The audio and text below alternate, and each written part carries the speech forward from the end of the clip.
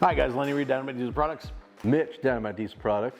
So we're out here with Old Man Miller's truck, stock 215 pump that's been benched and balanced, SXE 363, stock piston bowls. Yep.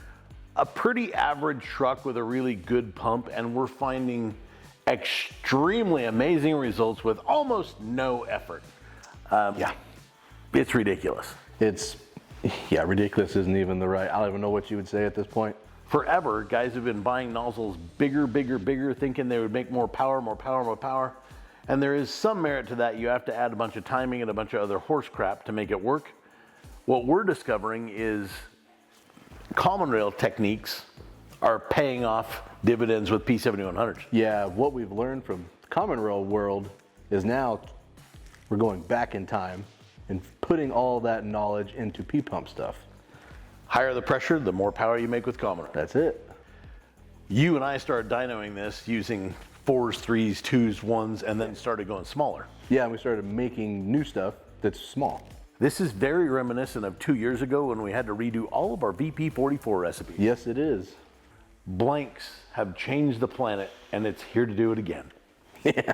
We now, knowing what common rail knows, there is a wire diameter with AFM. That AFM is the clear champion. And we know that when you get to about 15 or 16 thousandths of hole diameter, the champion is still extrude hone. Yep. Both of them are abrasive flow machining, but they do use a very, very different media type, and it's a very different process. You would think that it's the same, but it's definitely not the same. But in the test stands where we can look at rate trace and millimeters cubed, we see that there's a tipping point at 15 or 16 thousandths of an inch. And when the holes get to be that big or bigger, extrude hone does a better job of shaping that hole orifice. Response time is better, the end of injection is better, and the millimeters cubed ends up being better as well. All right, so you and I are out here learning. We got bloody noses last week.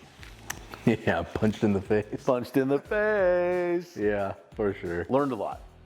We learned that the higher we keep the line pressure, the better the atomization is, the sharper the motor runs downstairs at low throttle position. Yeah, for sure. The better it starts, the overall drivability and smoke control. It's kind of changed a lot. We've found pros, and I've yet to find a con. So the pro is like we're spending more money on research, design, and development on something that we were already selling. And in the marketplace, you guys all think the hole diameter matters and that the bigger the hole, the more the power is.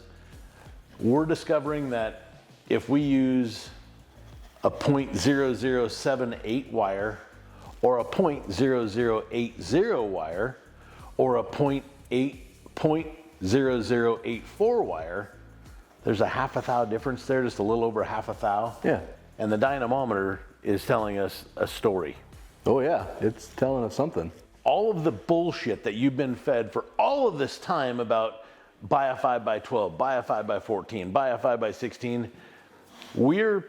My good buddy Pat, I'm gonna thank you right now, Pat, because Pat is helping us by setting up a piezoelectric pressure sensor.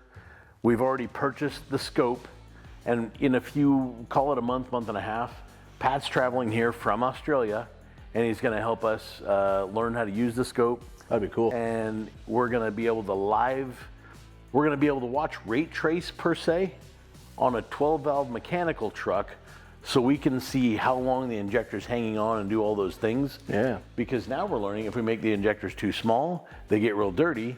Yeah. And the mindset is like there's so many millimeters fuel on top of that plunger, and when you get to a point beyond good, you can make them too small and the injector has to rattle the fuel off, so it ends up chasing the piston down the bore. Yeah, which we're seeing that with EGT. Yeah, exhaust gas temperature, you'll see it because all the unspent fuel gets spent in the turbine housing and then out the exhaust pipe she goes. But we had to do a little testing. Yeah, and it's interesting. It's very interesting. So I mean, like, we were testing a 0078 wire, which after it's been honed is what? Maybe a probably about a 8.2, 8.3 hole. So that is a 5x8 injector. Plus 2 pilots Plus 2 pilots. There is 2 pilots in it. that are like 5 thou. And that made 500 horsepower. Ask another builder what injector they would recommend, and they're probably going to tell you 500 horsepower, 5 by 14. That's the internet. That's literally double the size of what we're finding you need. Why does it work? Well, my brain says at low throttle positions when the injection pump isn't needing to move a lot of fuel, the line is an accumulator point, and when the line is charged and it's hit next and it's hit next and it's hit next, we feel it in the throttle pedal, right? Right. Like driving this thing the past week, driving the blue truck with what we would really, it's our Ecos, it's our off-the-shelf Ecos right now, and that thing makes 700 horsepower. Yeah. Now that's cheating because it's got really good pistons, a really good cylinder head, and it's got a big pump. Incredibly efficient motor. Yeah. It's got a big crankshaft in it. Like that's cheating. It's a stroker. The reason that it's sitting in the storage bay is because most of you guys don't have a $25,000 motor. Yeah. So we rebuilt Old Man Miller's truck with basically just freshened up the stock motor. Yeah. Because we were trying to show you guys that what we could do. And it's really frustrating me right now because way back in the old day, 2000, when I finally cracked 500 horsepower, Right. it was a struggle. Like we thought we had to do everything on the planet to do it. Yeah. And now this is like stupidly easy. I'm struggling to make under 500 horsepower.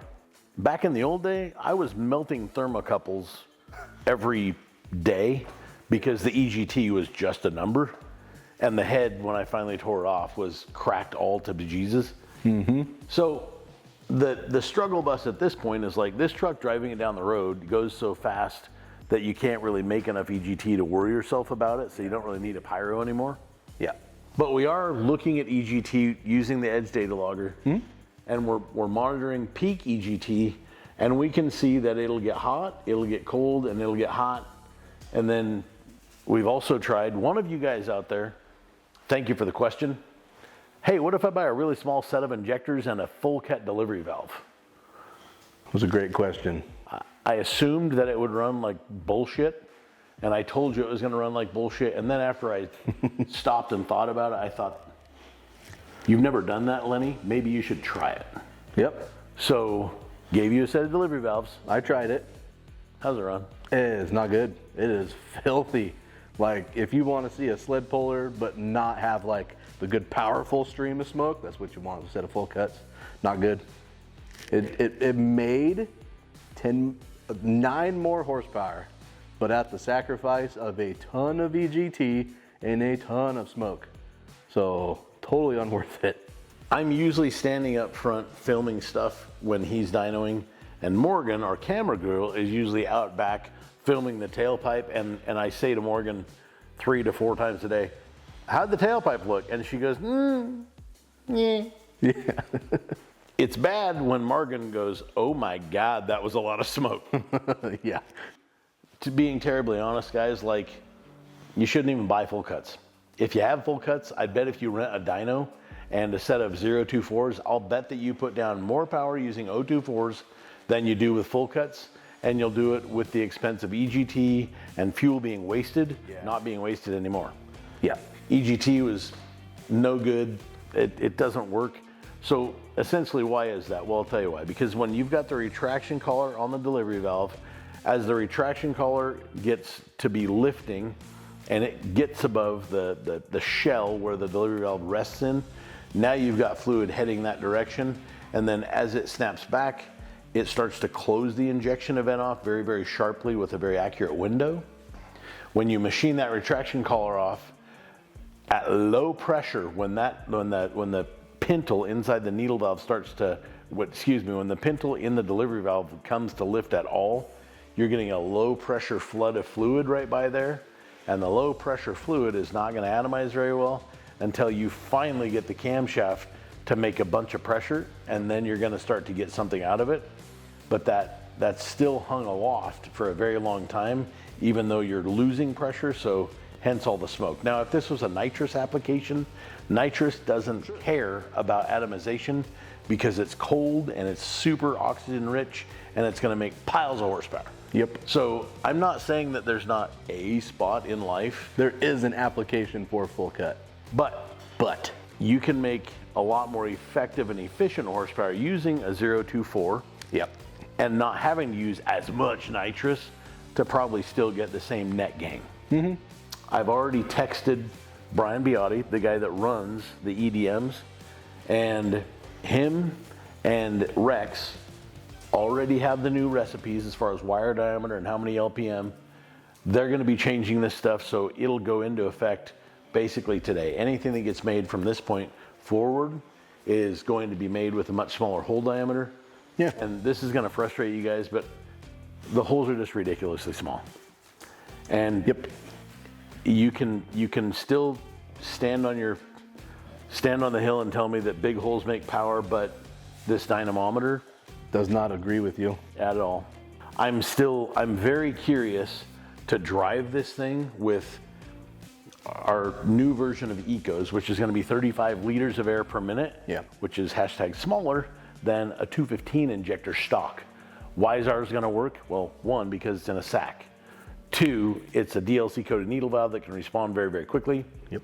Three, because back in the OG days, Bosch did no abrasive flow machining, no extrude honing, no anything. And I can tell you for an absolute scientific fact that if you EDM a common rail nozzle, the 5x14 thousandths of an inch, and you just throw it in the stand, it will pump 25 or less quantity than if you give it 30 seconds worth of AFM or deburring. It'll all of a sudden pick up 25% of quantity. And I mean, like, the thing might pump 300 mm cubed, and after 20 or 30 seconds of AFM, it goes to 400 mm cubed. Unless your injector builder has an AFM, has an extrudone, has blanks, and has hundreds of pieces of wire in different diameters, and a dyno, and a Mitch, then your injectors aren't going to be as good as the stuff we're going to give you. Yep. I just made a post this morning on the 12 valve builders that I want somebody else with a 180 horse style truck to show up here. And if I don't get a really good quality candidate, unfortunately for Mitch, what we're going to end up doing is we're going to call Kevin. I'm going to have him send me. I might just do this anyways. It's probably not a bad idea. I'm probably going to call Kevin at Northeast and tell him to send me a 180 pump with a set of 3Ks in it, because it's a real average setup. Yeah. I can have you put a 180 pump in this truck, and then we can because this motor is fresh. Oh yeah. And if I get somebody else's like low compression, big bowl, Mexican hat, piston, whatever, all the data we collect from that is just trash data. Pretty much. So I'm probably going to end up just calling Kevin today. Hey Kevin, if you watch this, thanks for the pump, buddy. I'm going to have Kevin build me a 180 flat top pump, because we need to actually dyno it and see what it acts like compared to a 215. Yep, we really do, because I mean, half the guys out there are going to be running 180 pumps. Not everybody's going to have a 215. Well, yeah, most numerically, there was a lot more flat top plungers because they were 160, 175s, and 180s. Yep. And only 215s came with notch top style plungers. Yeah, and only for like 3 production years. Yeah, 96, 97, 98, yeah. So yeah, I think I'll hit up Kevin, see if he can send me, hopefully he's got just a 180 pump sitting there. It's good. I'm sure we can chuck it on here like week after Christmas. And that would be better than me borrowing a customer's truck anyway, because if I borrow some customer's truck, we're going to get it on the dyno. We're going to know what it dyno's like, but I still want to drive a flat top plunger on the street, so I know what the differences are in street driving. Like when I come up to a stop sign in this and I roll out on the clutch, I know how this thing acts. If we put a 180 pump in it, I'm going to know how that acts. Yeah, for sure. So I just voted that's what we're going to do. Hey Kevin, send me a pump. Mitch, I'm going to ask you to jump on your computer and start emailing a bunch of sheets. We can go sit in the sound room. We can get in front of the green screen and we can start posting up some of these dyno charts. Yeah. Let's get after it. Pitter patter.